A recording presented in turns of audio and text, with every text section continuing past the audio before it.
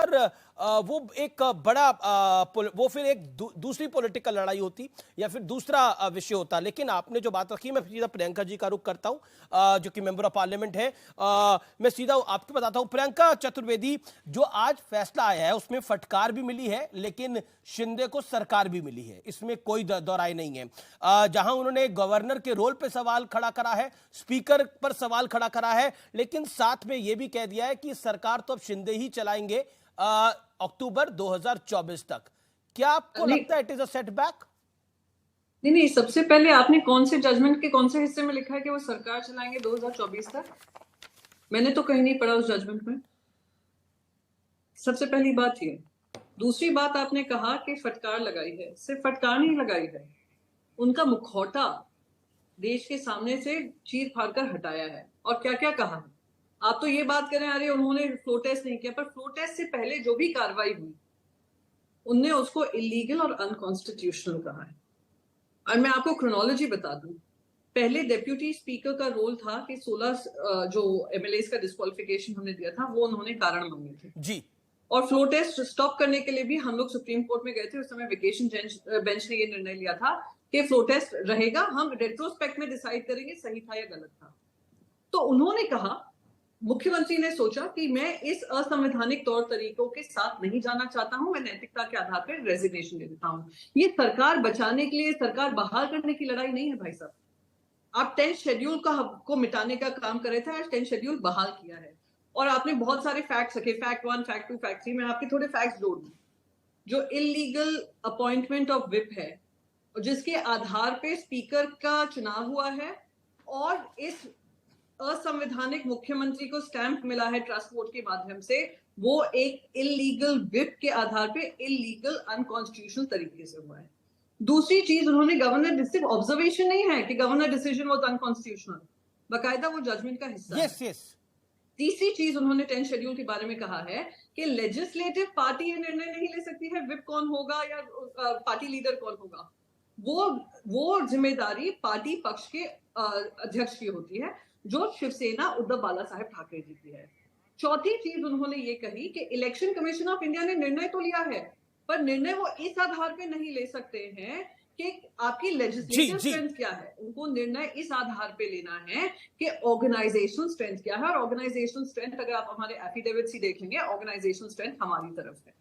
पांचवी जो इंपॉर्टेंट चीज उन्होंने कही है वो ये कहा है, ये निर्णय स्पीकर का अधिकार क्षेत्र में आता है और टाइम बाउंड मैनर में स्पीकर को ये निर्णय लेना पड़ेगा डिस्क्वालिफिकेशन का। तो मैं आपको बता दूं, स्पीकर के चुनाव से लेकर चीफ मिनिस्टर के ट्रस्ट वोट तक और उसके बाद जो भी सदन में घटा है, बजट हो या जो भी हो, वो इलीगल विप के अनुसार हुआ है, इलीगैलिटी के माध्यम से हुआ है और हम उसको आगे भी चैलेंज करेंगे और स्पीकर से कहेंगे कि इसका निर्णय लीजिए। तो आप पार्शियल फैक्ट चेक मत करिए, आप पूरा जजमेंट पढ़िए और जजमेंट के आधार पे ये अक्टूबर 2024 को स्पीकर का फैक्ट भी हम ही ने रखा और साथ ही साथ जो गवर्नर के लिए पॉइंट रखे वो भी रखे। It is the part of the order और ऑर्डर को जैसा ऑर्डर है उसी को हम पढ़ रहे हैं, उसमें हम कोई इवेंट बट कर ही नहीं सकते। You are right in saying कि स्पीकर के ऊपर सवाल खड़ा करा है, उनकी विधिता पर सवाल खड़ा करा है। यू राइट इन सेइंग, लेकिन लेट मी गेट जी। आप क्यों इतना तिल मिला रहे हैं? मैं तिल मिला गौरव भाटिया जी है ना, वो बात करेंगे ना। गौरव भाटिया के पास ही पूछ रही हूं कि आपने कौन से जजमेंट के कौन से हिस्से में लिखा है कि ये सरकार अक्टूबर 2024 तक रहेगी? अगर सरकार को मेंटेन करके चल रहा है तो अगला चुनाव तो अक्टूबर 2024 में ही होगा ना। That's the point. उसके बीच में सरकार गिर जाए तो वो एक अलग मैटर है।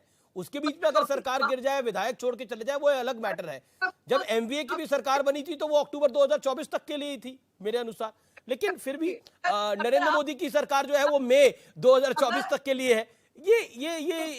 ये तो रेट्रोस्पेक्टिव होता है, इसके अंदर तो मेरी और आपकी नहीं चल सकती। लेकिन आपसे विनम्र निवेदन कर रही हूं, मैं डिबेट छोड़ देती हूँ। अगर आपके पास सारे तथ्य हैं, मैं डिबेट छोड़ देती हूँ। मेरा मत सुनिए पक्ष, मत सुनिए।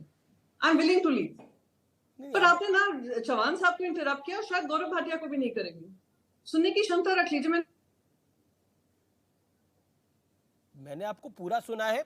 गौरव, आपकी आवाज कट गई है। गौरव भाटिया का मैं रुख कर लेता हूं। गौरव भाटिया, प्रियंका जी को लग रहा है कि संविधान की के 10th शेड्यूल का हनन हुआ है और उसकी वजह से ये एम्बैरेसमेंट है भारतीय जनता पार्टी की तरफ और जो भारतीय जनता पार्टी के साथ शिवसेना का दल आया उसकी तरफ, यानी एकनाथ शिंदे और देवेंद्र फडणवीस की। अमित जी देखिए, मैं सबसे पहले आपको अपना पक्ष ही रख देता हूं। आज के सर्वोच्च न्यायालय के संवैधानिक पीठ के इस फैसले ने क्या कहा, ये तो आप भी मानेंगे अमित जी कि सर्वोच्च न्यायालय अगर कुछ देखेगी कि असंवैधानिक है तो वो तुरंत हस्तक्षेप करेगी और ऐसा फैसला सुनाएगी कि एक गैर संवैधानिक सरकार गिर जाए, हट जाए। तो सबसे पहले तो ऐसा हुआ नहीं, इसका मतलब जो सरकार है वो संवैधानिक है और सुप्रीम कोर्ट ने हस्तक्षेप नहीं किया। दूसरी बात, सर्वोच्च न्यायालय ने बिल्कुल स्पष्ट एक बात कही है जो बहुत महत्वपूर्ण है कि सबसे बड़ी पार्टी बन के जो आई वो भारतीय जनता पार्टी थी और गवर्नर ने जब एकनाथ शिंदे को न्योता दिया सरकार बनाने के लिए, तो मैं वो लाइन ही पढ़ देता हूं जजमेंट में। The decision of the governor dated 30 June 2022 inviting Mister Shinde to form the government was justified. वो एक सही निर्णय था, ये बात कह दी।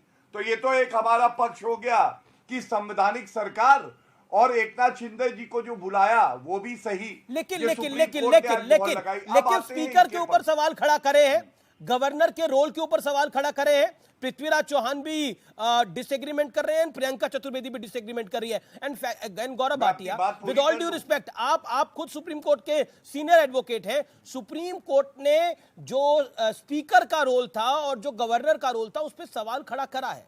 There is a point. मैं इलेक्शन कमीशन के पार्ट पे नहीं आ रहा अभी, मैं आपकी बात, टू स्पेसिफिक पॉइंट्स। मैं उत्तर देता हूं जी हाँ, धन्यवाद। मैं आपको उत्तर दे देता हूं।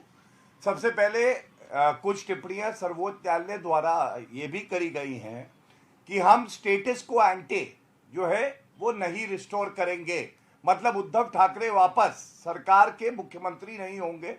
ये क्यों किया है आप जानिए। पहले जब कोई याचिकाकर्ता सर्वोच्च न्यायालय जाता है अमीर जी, तो वो कहता है कि मुझे ये रिलीफ चाहिए।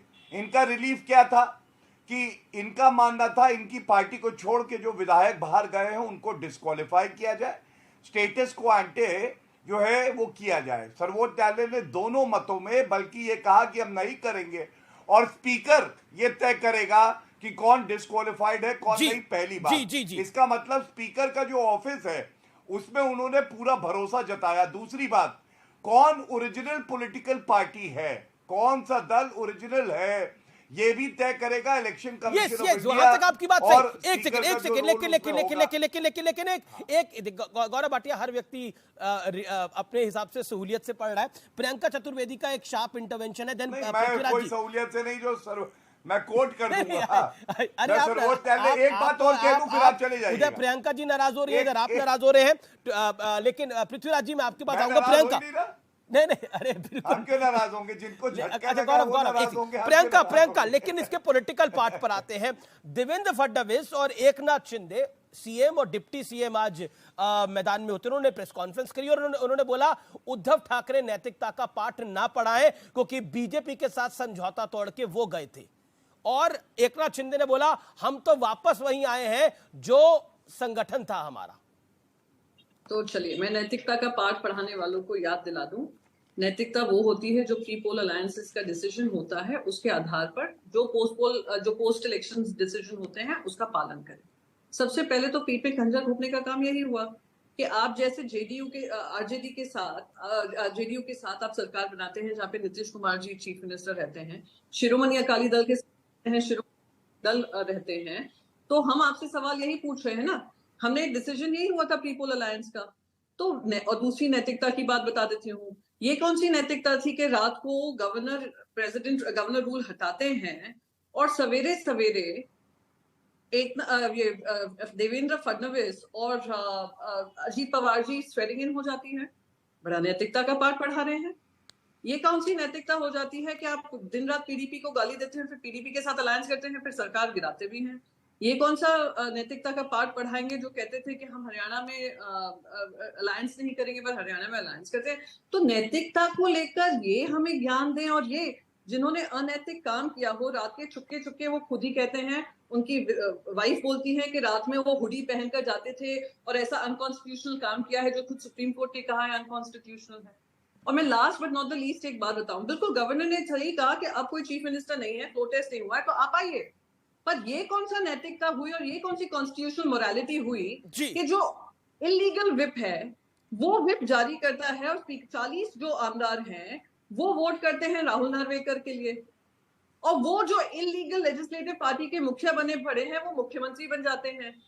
तो इलीगैलिटी और कॉन्स्टिट्यूशनलिटी तो तब हुई ना जब प्रोटेस्ट नहीं हुआ और फिर गवर्नर ने निर्णय लिया कि सरकार बनाएंगे, पर जो सरकारों के डिसीजन हुए उसके बाद सब illegal and unconstitutional, the whip is illegal.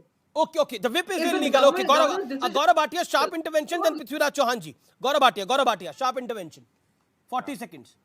Prithviraj, मैं आ रहा हूं आपके पास। मैं उत्तर दे देता हूं। सबसे पहले तो नैतिकता की बात ये लोग कर रहे हैं जो आज देवेंद्र जी ने भी कहा, प्री पोल अलायंस हुआ और पीठ पे खंजर क्या है, इन्होंने तो जनता की छाती में खंजर मारा है।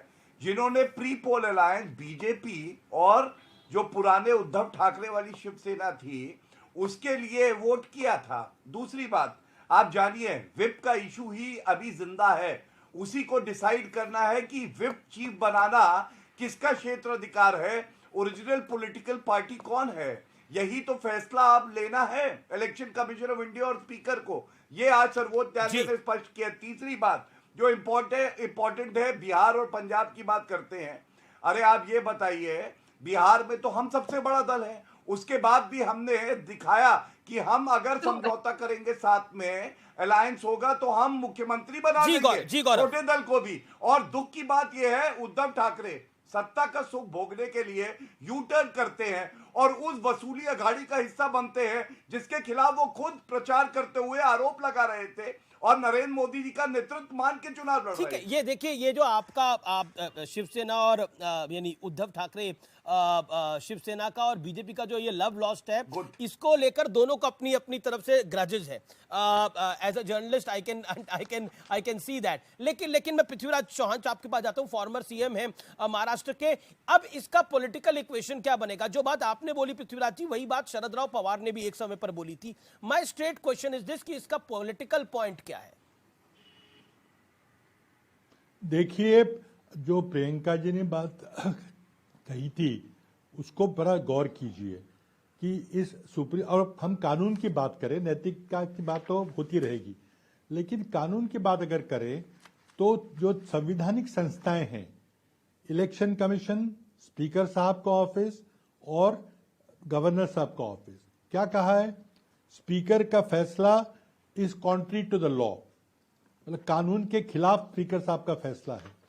फिर कहते हैं कि governor was not justified in calling for a trust vote for Mr. Thackeray.